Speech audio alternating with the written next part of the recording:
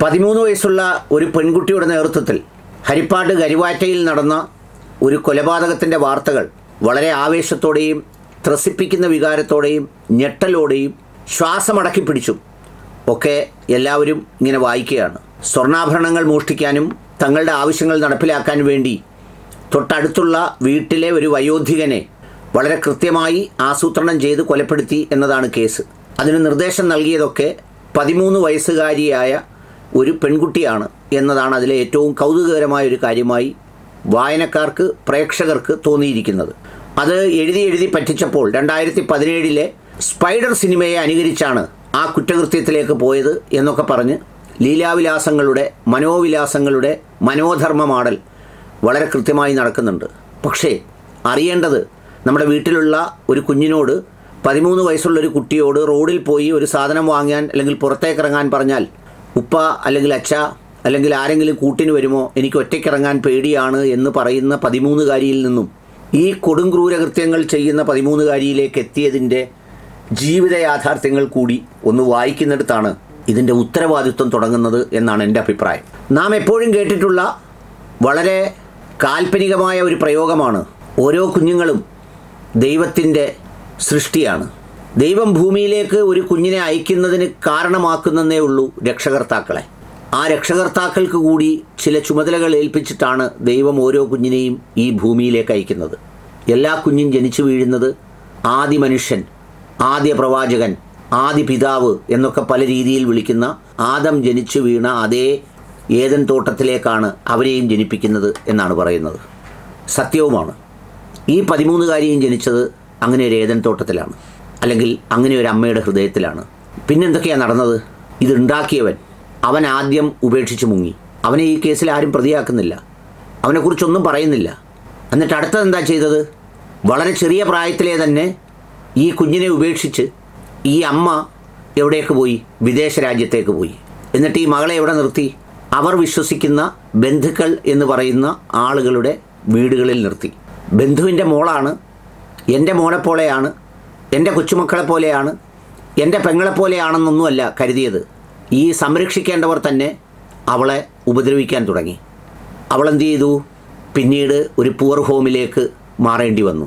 ഇതുപോലെ ക്രൂരകൃത്യങ്ങൾ ചെയ്യാൻ മനസ്സ് പാകപ്പെടുത്തക്ക രീതിയിൽ ജീവിതാനുഭവങ്ങളുമായി ജീവിക്കുന്ന ഒരുപാട് അഡോളസൻ്റ് ഗേൾസ് ഉണ്ട്.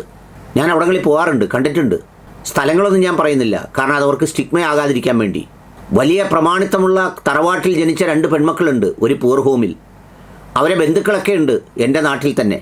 പക്ഷേ അവിടെ നിൽക്കുക. ഞാൻ ചോദിച്ചവളോട്, മോളെ ബന്ധുക്കളൊക്കെ ഇല്ലേ നിനക്ക്, അവിടെ ഉള്ള ആളുകളൊക്കെ? അവൾ പറഞ്ഞ മറുപടി, സാറേ ഞാനും അനിയത്തിയും പെൺകുട്ടികളല്ലേ, ഞങ്ങളെ വളർത്തി കല്യാണം കഴിച്ചു വിടാൻ ചിലവൊക്കെ ആവില്ലേ, അതുകൊണ്ടാണത്രേ ആരും എടുക്കാതിരുന്നത്. ഇനി പറയാത്ത വേദനയും അവൾക്കുണ്ടാവും, ഇല്ലെങ്കിൽ അവൾ അവിടെ തുടരില്ല. അച്ഛനോടൊപ്പം കള്ളു കുടിക്കാൻ അച്ഛൻ തന്നെ വീട്ടിൽ വിളിച്ചുകൊണ്ട് വന്ന് ഒഴിച്ചു കൊടുത്തതിനിടയിൽ ആദ്യം അമ്മയെ സ്വന്തമാക്കിയ ശേഷം മോളെ കൈവെക്കുന്നത് നോക്കി നിൽക്കേണ്ടി വരുന്ന, അതിന് സാഹചര്യം ഒരുക്കി കൊടുക്കുന്ന അച്ഛനുണ്ട്. ചിലപ്പോൾ അച്ഛനും അമ്മയുമുണ്ട്. സാമൂഹ്യ യാഥാർത്ഥ്യങ്ങളാണ്. ഈ കുഞ്ഞ് അവിടെ വളർന്നതിന് ശേഷം പിന്നെന്ത് ചെയ്തു? അമ്മ വിദേശത്ത് പോയി അവിടെ ഒരാളുമായി വിവാഹം കഴിച്ച് സന്തോഷമായിട്ടങ്ങ് പോയി. പിന്നെ ഇവളെ അമ്മയ്ക്ക് വേണോ? വേണ്ട. ആരാ സൂചിച്ചത്? ആരാ ഉണ്ടാക്കിയത്? എന്തിനാ ഉണ്ടാക്കിയത്? ഈ ചോദ്യങ്ങൾക്കൊന്നും ഉത്തരവില്ല. അവൾ അവിടെ വളർന്നു വന്നു. അവൾ പുറത്തിറങ്ങിയാൽ പ്രമാണികളുടെ വീട്ടിലെ ബന്ധുക്കളോ കൂട്ടുകാരോ അവളെ കൂട്ടത്തിൽ കൂട്ടുമോ? അവൾ ചെന്ന് പെടുന്നത് ഇതുപോലെയുള്ള സൗഹൃദങ്ങളിലാണ്. ഇതുപോലെ തന്നെ സൃഷ്ടിക്കപ്പെട്ട ആൺമക്കൾ, ഇതുപോലെ തന്നെ വളരേണ്ടി വരുന്ന ആൺമക്കൾ, ഇതുപോലെ തന്നെ ചുറ്റുപാടിൽ അകപ്പെടുന്നവർ അവളുടെ നടുവിലൂടെ നടന്നു. അവൾ കുടിച്ചിട്ടുണ്ടാവും, കഞ്ചാവ് വലിച്ചിട്ടുണ്ടാവും, അല്ലെങ്കിൽ അത്തരം കാര്യങ്ങളിലൊക്കെ ഏർപ്പെട്ടിട്ടുണ്ടാവും. അപ്പോൾ അവളിലെ ക്രിമിനൽ വളർന്നു വരുന്നുണ്ടാവും. അതിനെന്തെങ്കിലും സൊസൈറ്റൽ കറക്ഷൻ മെത്തേഡ്സ് ഉണ്ടോ? ഇല്ല. ബന്ധുക്കൾക്കാർക്കെങ്കിലും അതിനുവേണ്ടി ത്യാഗം സഹിക്കാനോ ഏറ്റെടുക്കാനോ ആരെങ്കിലും ഉണ്ടോ? വലിയ ജാതിയും മതമൊക്കെ പറയാൻ എല്ലാവരും ഉണ്ട്. നീളത്തിൽ പറയാൻ, വേറൊരു മതത്തിനെ കുറേ ചീത്ത വിളിക്കാൻ, തെറി വിളിക്കാൻ, എന്തെങ്കിലും ചെയ്യുന്നവൻ്റെ അടിക്ക് വന്ന് പുലഭ്യം പറയാൻ, സോഷ്യൽ ഓഡിറ്റ് നടത്താൻ. അല്ലാതെ ആരുണ്ട്? ഒരുത്തനും ഉണ്ടാവില്ല.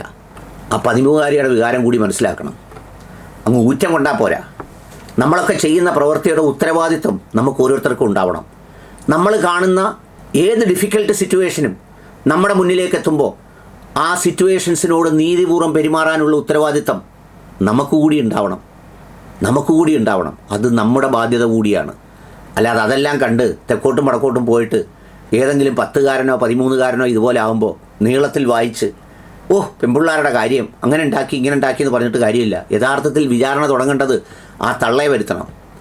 ഈ തള്ളയെ കൊണ്ട് ഈ ഉണ്ടാക്കിയവനെ വരുത്തണം. എന്നിട്ട് അവനിൽ മുതൽ തുടങ്ങണം ശിക്ഷ. അതിനുള്ള ശിക്ഷാവിധിയൊന്നും ഇല്ലെന്നാണ് ഞാൻ മനസ്സിലാക്കുന്നത്. മിണ്ടുന്നതിനും തൊടുന്നതിനും രാജ്യദ്രോഹം ചുമത്താനുള്ള പ്രൊവിഷൻസ് ഉണ്ട്.